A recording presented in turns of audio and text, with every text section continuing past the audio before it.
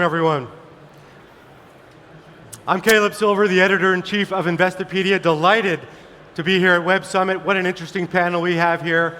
Investing in Web3 is very different from pretty much every type of investing that we're used to, and we're going to be talking about it from the corporate perspective, but also from the technology perspective, from the software perspective, not necessarily from the individual investor perspective, but we're going to talk about that as well. I'm delighted to be joined by this team. We have Caitlin from 776. This is the more traditional VC side of things. Jose from Delphi Ventures, and Tasha, this is technology-led. So let's get to you first, Tasha.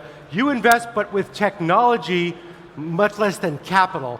Tell us a little bit about what's going on at Alpha DAO. Give us the 30-second pitch on who you are and how you invest. Yeah, sure. So Alpha Venture DAO, a quick summary. We are a DeFi builder, incubator, investor.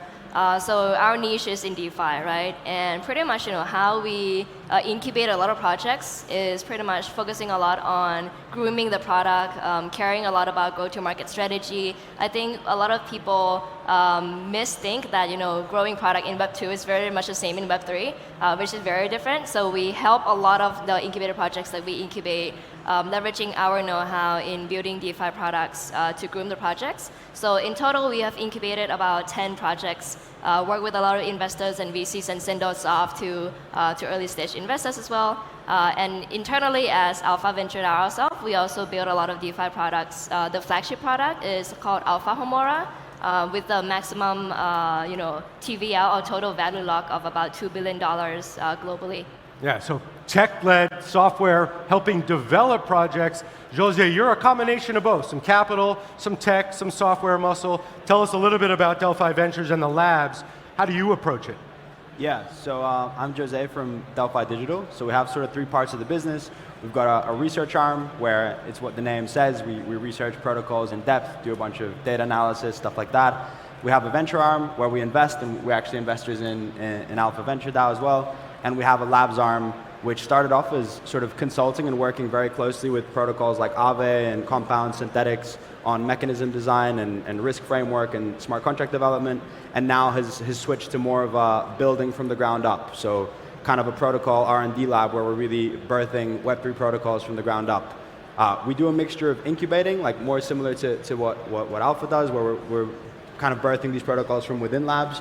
But then we also do acceleration, where we kind of work with teams at an arm's length distance, external teams, and help them with anything they need, mechanism design, kind of dev work, and stuff like that. A little bit more hybrid, and then you're a little bit more traditional. So 776, folks in the US may know about 776, but around the world, what's your approach? Tell us what 776 is in basic terms. Absolutely. Well, thank you so much, Caleb.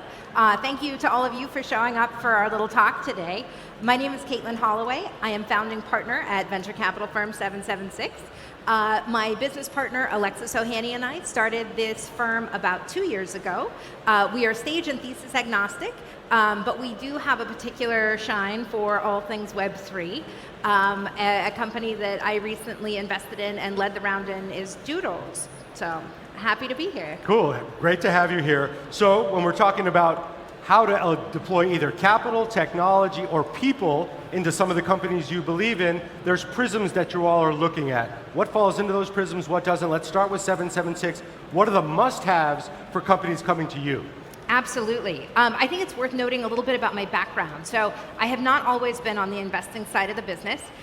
For the majority of my career, I actually sat on the other side of the table in the boardroom as an operator. So I was a people and culture executive in the C-suite for well over a decade, actually building Web2 companies. And so I had the pleasure of being around for the birth of Web2, and then the graceful evolution now that we sit at into Web3. And so the one very, very important thing for us as we are investing now into this future is we look a lot at team. And we look a lot at, in particular, the lens that the builders are taking to ensure that they are building diverse, inclusive, and products that are accessible to everybody. People first. Jose, let's talk about it from the ventures perspective. What are the absolute musts that projects and entrepreneurs must have when they come to you? Yeah. I think on our side, we're more interested in sort of crypto native primitives. So we think that Web3 and crypto changes everything. Like it's a completely new technology. We call it like a 0 to 1, where the goal is really to disintermediate large intermediaries, right? And so to replace the role of intermediaries with trustless systems of incentives. So we're really looking for stuff that can do that, and we're less interested in things that interact with the real world directly at this stage. So less interested in sort of Web 2.5 stuff, in real world assets and this kind of thing. We think that will definitely happen, but sort of similar to the internet, where it started off focused on bytes, right? And then only when you run out of sort of design space in that pure bytes, pure software, Google, Facebook, those primitives, then you can tackle the more difficult regulated areas like, you know, ride sharing or healthcare or ed tech or stuff like that. And we still think we're at this stage with crypto where there's a lot of opportunity for creating like entirely new primitives, both for finance, for social media, for gaming, and those are the areas that I'd say we're more interested in. So stuff that has a meaningful chance of being like a crypto native primitive that runs without needing to interface with the real world and without a lot of like centralized points of failure. Is there a size company you're looking for or a size funding that you always have in mind when you're thinking about deploying capital? Yeah, we're proprietary capital, so we don't have external LPs, so we have a lot of flexibility. We've done tickets as small as like 50K and as big as 10 mil. So 50,000 to 10 million, that's a pretty broad range. Yeah, I mean, it's our own money, so we don't really have that many limitations in how we deploy it. So we're just looking for projects that excite us, and generally we're more interested in the early stage, and we're more interested in token-based plays than equity, just because we're more crypto native, and also because we think like tokens are a huge innovation and provide a lot of benefits in terms of being able to go to market earlier, in terms of liquidity, and to give that up, you really need the equity opportunity to be like, to pass a very high bar, basically. Yeah, and the way you invest, you get paid basically in tokens versus the common equity. You're looking at projects, so in your prism, what do entrepreneurs or project developers have to have in order to get your attention? Yeah, so I think for sure crypto native is one. Second is DeFi, so our bread and butter is DeFi. Third is a lot of the projects that come to our plate are not very interesting DeFi concepts. I think sometimes people tend to overcomplicate things, and sometimes it's not ready for the DeFi market now. So I think it's the team that really understands what's the current market landscape is needed.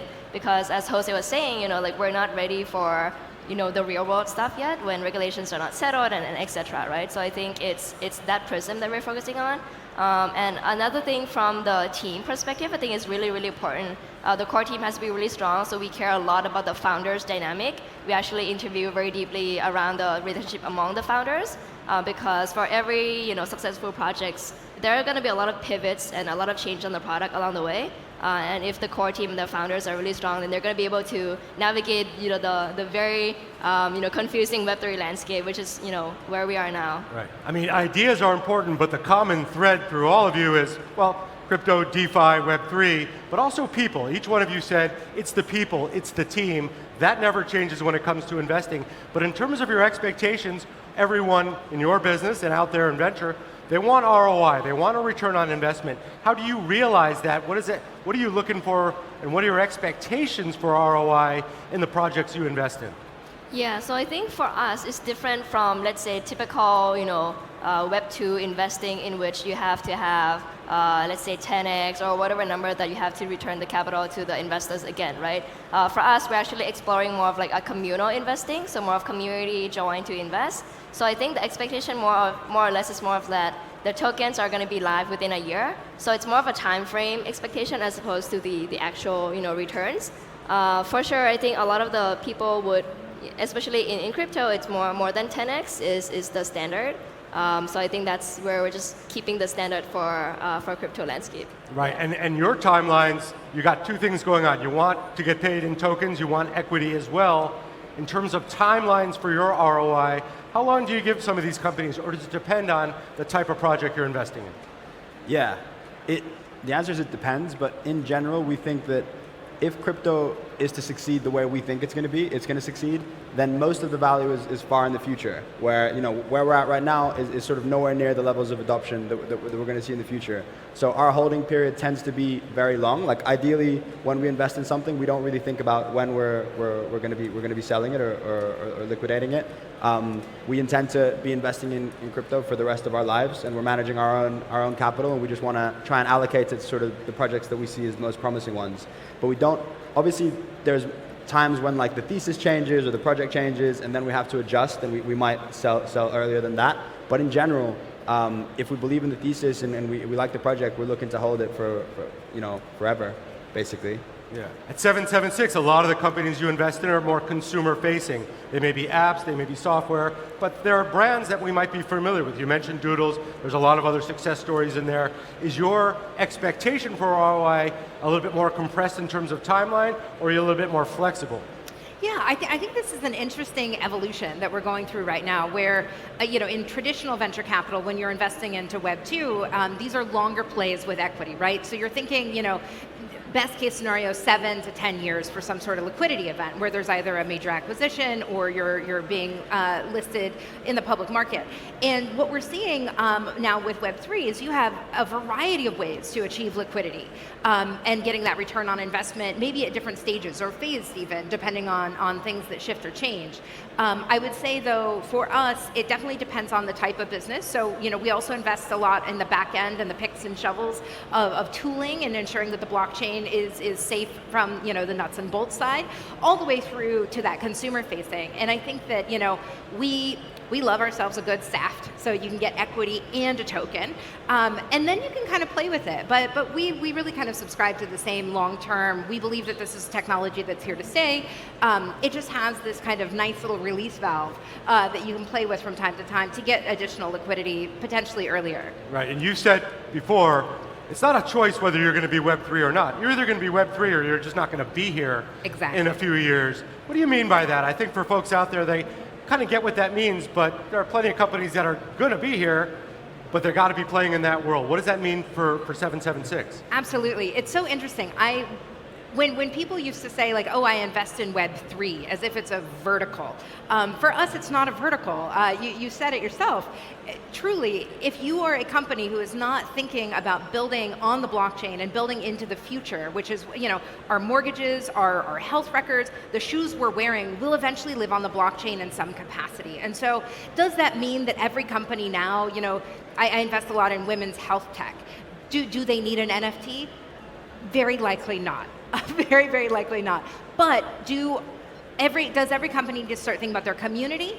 Absolutely. That's a very Web3-ish thing to do. Think about your community and think about your technology and how it's ultimately going to be built to live on the blockchain. And so I believe Web3 is our future. It is not a vertical that we invest in. Right. And Jose, you've had success through the ventures part, you've had success through the labs part, so you can fund a lot of your own investments, but are there investors behind ventures that do have expectations for exits, and what do those look like in the projects you invest in? What's an exit look like at Delphi? So even with ventures, it's still we just manage our own capital, so it's kind of the same people. So we build projects with labs, and then we fund projects through ventures, but it's the same kind of group of people across all of Delphi. I'd say I agree with your take on kind of every company becoming a Web3 company, although I think the timelines are different for kind of different verticals. And I do think that I'd say blockchain or crypto Web3, it's sort of a 1 to X innovation in a bunch of different spaces. And I think real estate is one of them, and stock trading, settlement times, health records, all of that. But I think for fully on-chain primitives and fully on-chain assets, it's a 0 to 1, where it's really something completely new, where you have like a completely on-chain financial system, which is unstoppable, non-custodial, permissionless, and like that's the stuff that we're most interested in, I'd say. All great investors follow other great investors as pilot fish. So who do you look to? We'll start with you, Tasha, out there when you say, if that group or that team is doing this, I kind of want to put myself in that position. Who are your pilot fish, so to speak? Yeah, I would say Paradigm. So they're very Web3 crypto native investors, researchers, They pretty much, what I like about them is they operate like Web3. So they don't see themselves as a firm. They contribute a lot with other projects. They organize, let's say like Paradigm CTF, which is the biggest tech or like crypto hacking event for crypto developers. So they're not just a part of the game, right? They're like driving the game forward. They're facilitating a lot of the thought pieces or even new ideas. So pretty much like investing is part of the game for sure, but I think a lot of it is how do they position themselves to drive the whole industry forward and actually like contribute back to the whole community. And I think they do a really good job sharing that through different events, through different thought pieces that they push out. I think that's so important because in Web3 we're talking about opening it up to the community. Traditional VC investing or investing was more about the closed doors, the closed wall. Nobody can get in but the people we want in. That's just not the way it's working right now unless you have a closed fund. So who do you follow, Jose? Who's out there that you're looking at and saying, I want to be kind of where they are? Yeah, I'm a big fan of the firms that have sort of similar DNA to us in terms of having prop capital and then also having a building arm that's very active. So I'm really impressed with Jump and their foray into crypto. Obviously, they're like a giant market maker, traditional market maker, and they went very aggressively into crypto, have contributed to a lot of core primitives like Wormhole and Pith, and they just have like a lot of resources and a team of some of the smartest people in the space that they've built in a very short amount of time. So I'm impressed with them. And then similarly, I'd say Nascent and Tribe Capital, other two funds that are similar DNA, where they have a team of researchers and builders. They're really active with the protocols that they back in terms of actually like contributing to them. And that they're people that we love kind of co-investing alongside. Right. Your founder was Alexis Ohanian. He founded Reddit. He's a pretty successful entrepreneur, pretty good pilot fish. But I know as a firm, you're also looking pretty holistically across the space there. Who does 776 look up to? Who's your pilot fish in the industry and who are you trying to sort of surround yourself with? I think this is an interesting question because the industry really is so nascent in terms of mass adoption, right? And so I looked at two places, none of which are other fellow investors, although I do play along here and I think you all are doing things really, really well. I would say I look to the builders. So I learn more from early stage founders, people who are building in the space and really exploring and trying to figure out how to crack this larger nut. So I learned so much from founders that I would not learn otherwise. And then being a former Reddit employee and a longtime Redditor, Alexis seeded Coinbase about 10 years ago. So he's always been kind of tip of the spear, but we learned about that through r/cryptocurrencies. So looking at the actual communities online and really being able to engage and listen in on what people are looking at, how they're building, and what problems they're really trying to solve. 776 is also opened up to community investors. You can sign up and get a text message from them on the latest investments. How do individuals, how do us get involved if we're interested in participating in a 776 investment? Absolutely. So you can find us on all of the traditional channels. We are 776 on Twitter, on LinkedIn, all of the traditional sources. You can find us there. Yeah, Jose, if folks want to get involved, it's a little bit of a tighter circle there, but you are open because of the nature of what you do. How do folks get involved in what you're doing at Delphi? Feel free to follow us on Twitter. I think it's Delphi_labs is Delphi Labs, and then we have Delphi Digital. We publish a lot of open source research there and talk a lot about some of the stuff we're doing and what we're seeing in the space. So that's probably the best way. Or delphidigital.io, our website, if you want to subscribe to the research. And by definition, Tasha, you're open because you're open to developers and you're open to programmers and stuff, but to be able to sort of make it into your world and get your attention, how do folks out there that are interested in reach you, and again, what specifically you're looking for when they do? Sure, so you can find us all on social media for sure, and especially on our website, we have the rolling applications for all the projects who want to get incubated, especially in DeFi, so we look more in DeFi as well. The projects are globally, chain agnostic, so the 10 projects we've incubated are all global.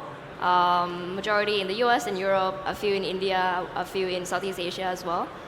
Chain agnostic meaning that it doesn't have to be on Ethereum only, it can be on multiple chains, various chains. And yeah, I'm active on Twitter. Feel free to say hi on Twitter as well. Yeah. Folks, the nature of investing has changed in Web3. You're looking at 3 of the change makers here. Thanks so much for having us. Tasha, Jose, and Caitlin, thanks so much, everybody. Thank you very much.